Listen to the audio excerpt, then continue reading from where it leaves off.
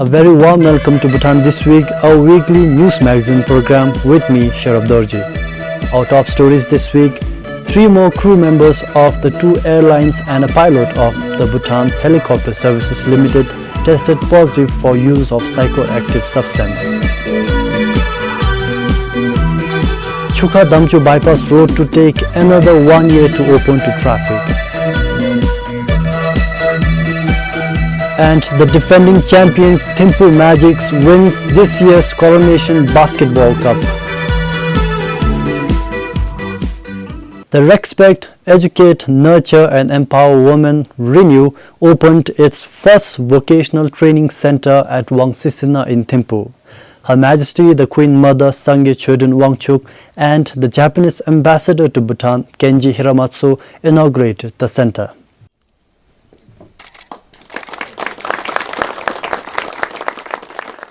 Built under the grant assistance for grassroots human security projects from the Embassy of Japan in New Delhi, this center will empower women who are economically and socially vulnerable. Ambassador Hiramatsu in his opening address said Japanese government remains committed to support projects that promote gender equality and women empowerment, and the center is also a proof of friendly relationship that the two countries share. We sincerely hope this project will enable RENEW to provide a platform for increasing women's participation in the social area, which will definitely invigorate the society as a whole and give hope to not only to the people of Bhutan, but also to the people of Japan and the rest of the world as well. An official from RENEW said the center would reintegrate underprivileged women to the mainstream society as productive citizens to promote positive mental well-being. We try to rehabilitate women who are victims of domestic violence and need support. And most of these women are economically disadvantaged and do not have the resources to stand on their own feet. So therefore, this program, this vocational center will give them an opportunity to not only rehabilitate them, but also will empower them to become productive citizens in the society. This center will host weaving training, in particular the traditional backstrap weaving and the Assamese weaving. Of the 25 women who have undergone the training, 17 will move to the new center. It is a very special opportunity. I have 1 child. I know a little bit of weaving from past, but here they are providing us with the professional training, and it is a big opportunity for people like us. That's why I came here. The employment opportunity is really good here. Nowadays, those who graduate from class 10 and 12 are left without a job. For a person like me, I didn't even go to school, but I weave and I get 10,000 salary in my hand. So in future, people without job can learn weaving and get a better opportunity here. Over 6 million ngiltram was spent on building the center. Founded by Her Majesty the Queen Mother Sangye Chodun Wangchuk in 2004, RENEW is a non-profit organization dedicated to the empowerment of women and children in Bhutan, with specific attention to the survivors of domestic violence and sexual and gender-based violence. Sonam Phunso for BBS News. 3 more crew members of the 2 airlines, Druk Air and Bhutan Airlines, and a pilot of the Bhutan Helicopter Services Limited tested positive for use of psychoactive substance during the drug test carried out by the Bhutan Civil Aviation Authority recently. At the Meet the Press session on last Friday, the Information and Communications Minister D.N. Dungel shared that so far the BCAA has conducted drug tests for 186 employees of the 2 airlines.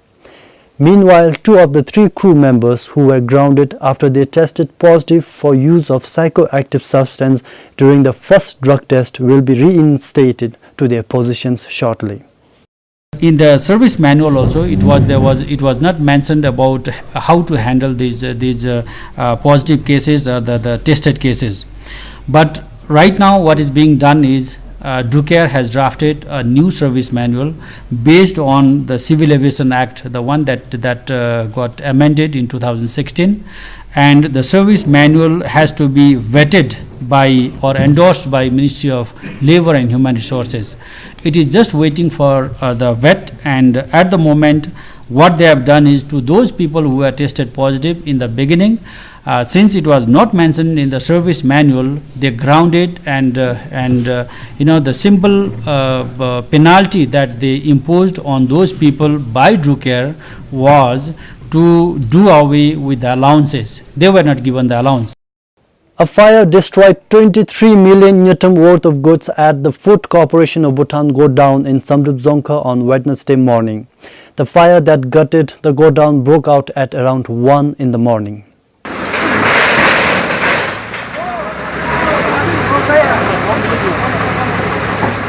Local firefighters, along with firefighters from Assam, took almost 7 hours to contain the fire. The extent of the damage becomes clear as dawn breaks and the remains of the fire smoldered.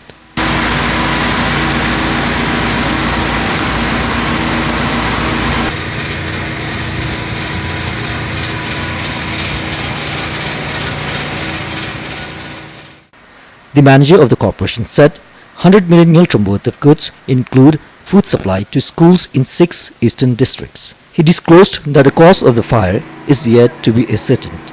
He said the investigation into the incident is ongoing by the police.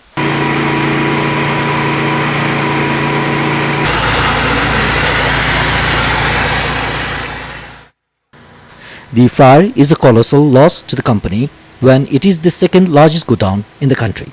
For Kilo Wangchuk in Samrup Dzongkha, Sonafunso, BBS News.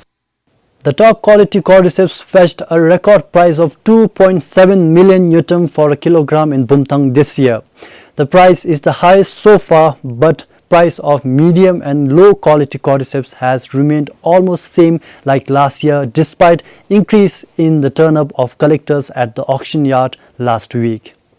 This is so far the highest paid cordyceps in Bhutan after the collection of the fungus was legalized in 2004. Bidders competed against one another to secure the fungus. Bids kept on increasing and went up to a staggering 2.7 million Newton for a kilogram.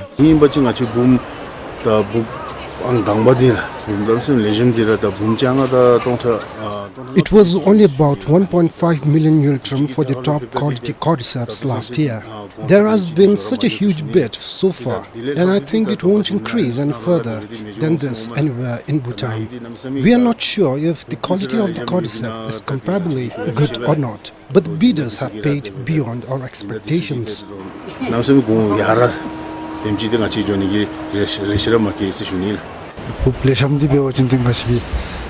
We fetched better prices for the top quality cordyceps this year, so it makes us happy because money is what matters the most after all.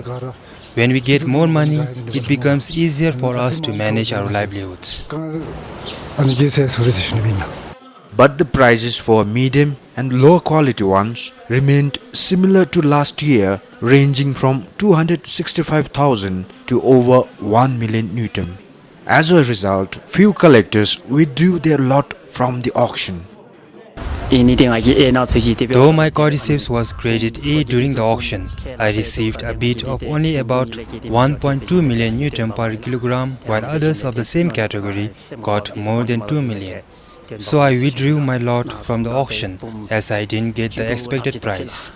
When I sold it in the market today, I got over 1.6 million Newton per kilogram. Sources say most collectors sell their harvest before the auction at a higher price, which is a breach of the cordyceps collection guidelines. This year, before we issued the cordyceps collection permits, The Gyok administration and officials from Wangchuk Sentinel Park collaborated and made people aware of the risks associated in selling cordyceps unlawfully. We also informed that if any such incidences were found, the cordyceps will either be seized by the park officials or the people involved will be penalized. So this year it seemed like the quantity of cordyceps has increased. Some 360 cordyceps collectors turned up for the auction this year. Over 100 kilograms of the prized caterpillar fungus were sold at the auction. For Kipchuin Bumta, Passa, PBS News. The government will conduct a final round of thorough consultative meeting with relevant stakeholders on the impact of tax reforms in India to the country's economy. Prime Minister Tashut Singh Topge said negotiations are also underway with the Indian government for minimal impact of the goods and services tax. During the Meet the Press session yesterday, the Works and Human Settlement Minister Doji Choren said the Finance Ministry entrusted with the task to carry out the impact study of the GST has made 2 visits to India so far. The ministry also conducted several consultations with the private sector and the industrialists in the country to assess and minimize the impact of the tax. Discussion going on how we can negotiate with India to maintain that point of sale, levying taxes at point of sale, which is done at present. So this negotiation is going on, and we are also looking at the legality, how it can be in terms of how it can fit in terms of our legal concerns. Prime Minister Tashut Singh Topge said a negotiation with the Indian government could be on exempting GST on vehicles entering Bhutan. The other way we are looking at is to allow to go ahead and exempt GST for vehicles entering Bhutan. Now, once you're in Bhutan, to apply sales tax on the point of sales. Right now, the sales tax is applied on the point of entry, and we want to ensure that legally it is possible to move the imposition of the tax, the sales tax, from the point of entry to the point of sales in Bhutan.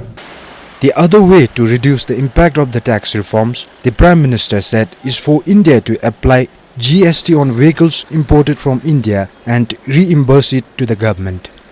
Since GST is zero, now we are not having to pay the excise. Whatever excise duties we were paying before, that is not being charged now. So our consumers will benefit to the extent the excise duty which was being paid earlier now will no longer be payable now. So the price for automobiles would have proportionately reduced. So overall price has substantially reduced.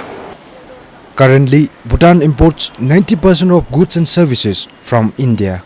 Passa, BBS News.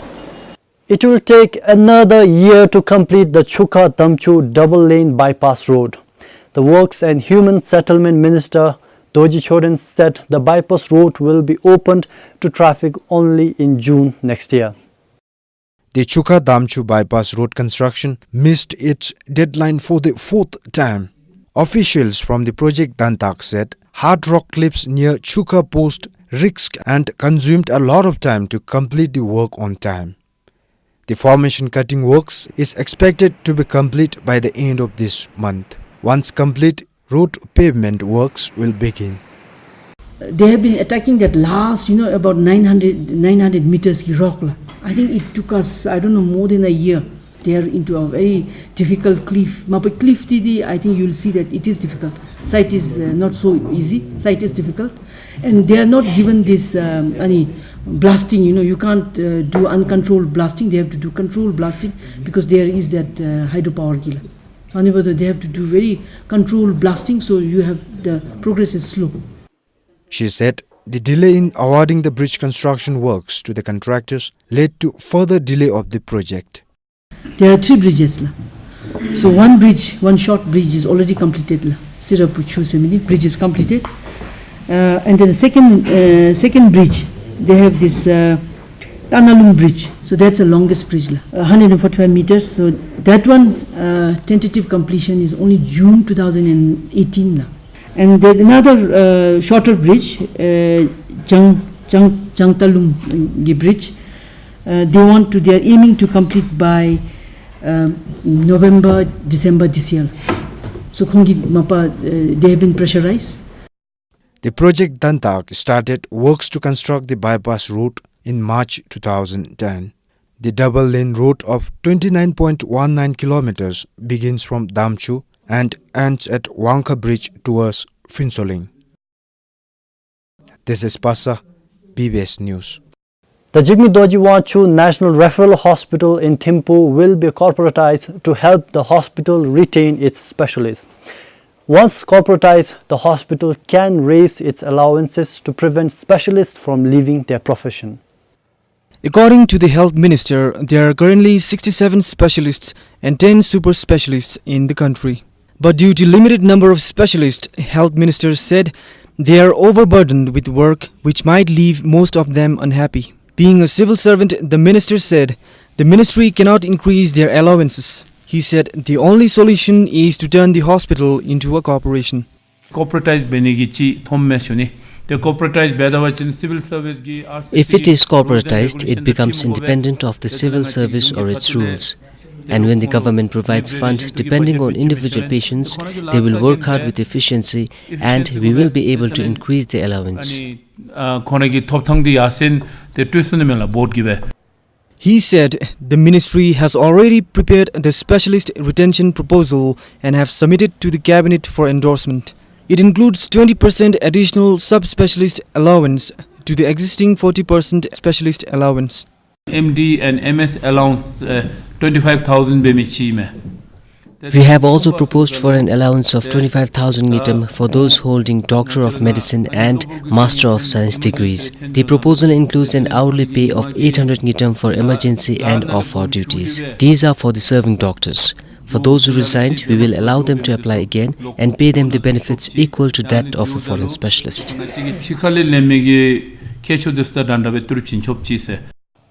The Jigme Dorji Wangchuk National Referral Hospital was established in 1972. With additional information from Pema Salim Sringdandu for BBS News. The Japanese government handed over a fleet of road construction machinery to the Agriculture and Forest Ministry on Monday. Worth about 445 million newton, this is the largest consignment of machinery the ministry received so far. The Japanese ambassador to Bhutan, Kenji Hiramatsu, handed over the construction machinery to the ministry at the Central Machinery Unit in Bhumta. The fleet consists of 30 excavators, 20 backhoes, 3 trucks, a fuel tanker and other equipment. This is the third phase of assistance the Japanese government is providing for farm road construction in the country. The government plans to clear 1,300 kilometers of farm roads within the 11th five-year plan. As of June, we have already achieved 814 kilometers. So remaining is just only 459 kilometers. By the closing of the June 2018, we'll be able to achieve this target very comfortably if it worked out as it planned. The machinery will be distributed to the districts by the end of this month. The Japanese government has been assisting Bhutan's agriculture sector development for more than 5 decades now. For Kipchin Bhumta, Pasa, PBS News. The defending champions of Coronation Basketball Cup, Thimphu Magics, held on to their title this time as well. In the finals played on Wednesday, they defeated Delinquents. In women's category, Taras defeated Ganjas to claim the championship title. The finalists were awarded trophies and cash prizes. 43 teams, including 6 in the women's category, took part in the tournament this year. After winning Bhutan's first gold at the Under-21 South Asian Karate Championship, the 3 Bhutanese athletes returned to the country on Thursday. The Education Minister congratulated them when they arrived in the capital. Bhutan also bagged 2 bronze medals at the championship. Karmadoji put on a demonstration of karate basics as the education minister watched on. His gold at the championship is the first for Bhutan at any international karate championship. His compatriots Diwan Monga and Sring Wangchuk bagged a bronze medal each.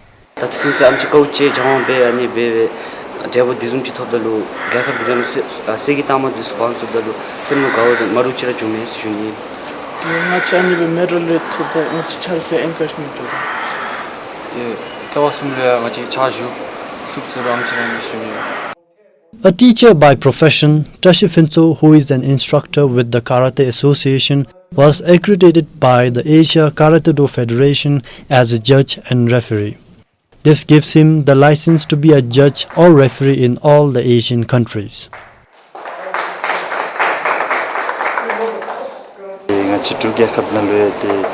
I will never forget this moment in my life. I'm the first referee and judge in Bhutan.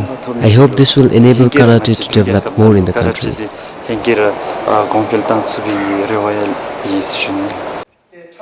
The education minister, while congratulating the athletes, also informed the parents gathered that parental support goes a long way in a child's development. Sharab Dorji for BBS News. That's all we have for you this week. Until next time, this is Sharab Dorji saying goodbye.